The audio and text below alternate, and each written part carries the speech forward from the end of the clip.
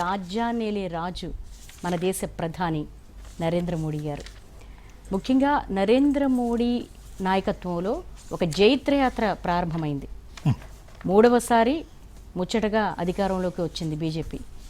ఇక ముందు నరేంద్ర మోడీ గారి జైత్రయాత్ర ఏ విధంగా ఉండబోతోంది? 17 సెప్టెంబర్ 1950 11 గంటలకు పుట్టారు గుజరాత్లో.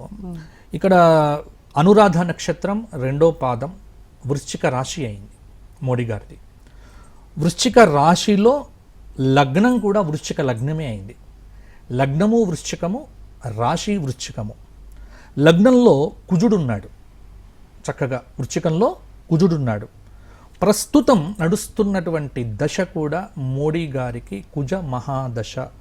74 సంవత్సరాల పైన ఉంది వయస్సు. ఇప్పుడు కుజ మహాదశ నడుస్తూ ఉన్నది. కుజ మహాదశలో బుధుడి యొక్క అంతర్దశలో సూర్యుడి యొక్క దశ జరుగుతూ ఉన్నది.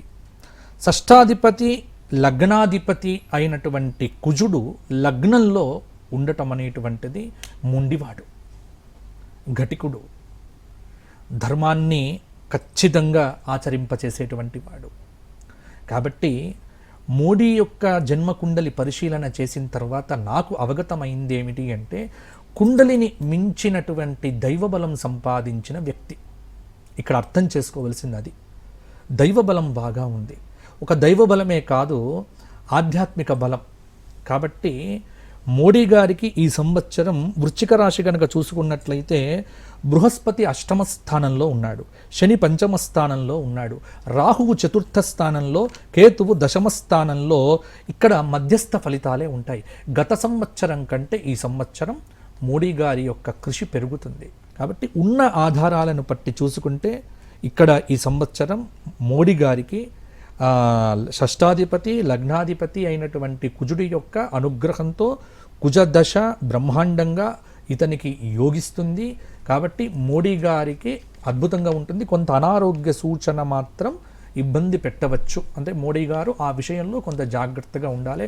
అలసిపోవడం ఉంటుంది, కొంత అనారోగ్యము, కొంత అటువంటి ఇబ్బందులు తప్ప మోడీ గారు ఇంకా పేరు తెచ్చుకుంటారు. మోడీ గారికి ప్రపంచవ్యాప్తంగా ఈ సంవత్సరము నీరాజనాలు చక్కగా పలుకుతారు.